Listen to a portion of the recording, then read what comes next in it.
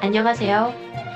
따끈따끈한 영웅님의 소식을 알려드리는 영웅일보입니다. 오늘은 영웅님과 관련된 소식이 일본에 기사화된 내용에 대해서 이야기해보도록 하겠습니다. 이명웅님의 팬들이 기부선행을 펼쳤다는 내용으로 기사가 작성되었는데요. 어버이날을 맞아서 각종 물품이 영웅님의 이름과 영웅시대의 이름으로 모아져 기부되었다는 내용이었습니다.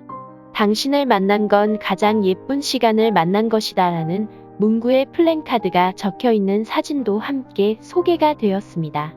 이번 뉴스는 일본에서 왜 기사화된 것일까요? 한국에서 기사화된 내용이 단순히 일본에 소개된 것일까요? 이번 일본에 소개된 영웅시대의 기부 기사와 관련해서 영웅님 그리고 영웅시대 여러분의 선행이 소개된 부분이 한국에서 많이 보던 뉴스이기에 언뜻 보면 특별하다고 생각하지 않을 수 있지만 일본인들에게는 그렇지 않습니다. 왜냐하면 일본에서는 볼 수 없는 팬 문화이기에 그러합니다. 단순히 이러한 기부하는 팬 문화가 없는 것뿐이 아니라 사회 전반적으로 기부 문화 자체가 한국에 비해서 활발하지 않습니다.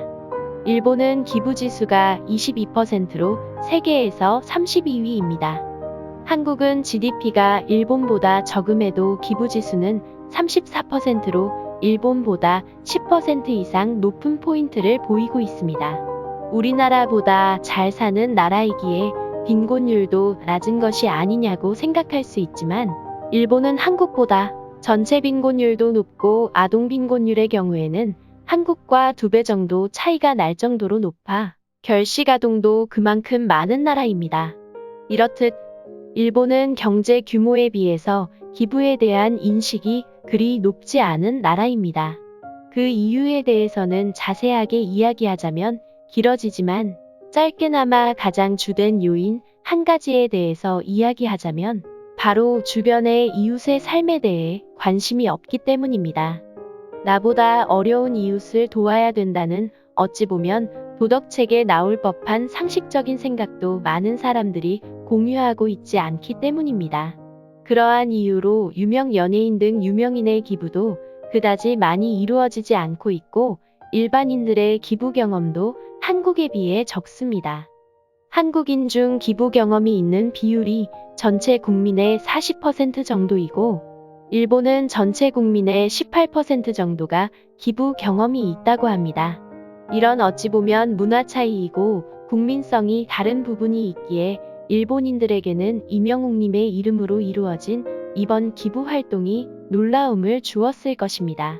한류 스타들의 기부 그리고 팬들의 기부 활동이 알려지면서 우리나라에서 점차 기부에 대한 인식이 바뀌었듯이 일본에도 알려지고 일본을 비롯한 전 세계에도 선한 영향력이 전달되고 있다고 생각합니다. 이번뿐 아니라 영웅님의 이름으로 모여서 계속해서 행동으로 기부를 하셨던 그리고 하고 계신 영웅님 그리고 영웅시대 여러분의 선한 영향력에 감동을 느꼈습니다. 팬으로서 그리고 대한민국 국민으로서 감사와 존경의 마음을 담아서 이번 영상을 만들었습니다. 오늘 영상이 도움이 되셨다면 좋아요, 구독 눌러주세요. 구독과 알람은 영상 제작에 큰 힘이 됩니다.